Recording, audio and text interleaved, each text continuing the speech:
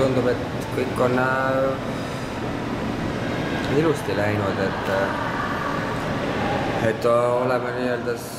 suutnud siia ajarütmi sisse minna, et ikkagi nagu õigel ajal magama ja õigel ajal üles need söögid ja kõik, et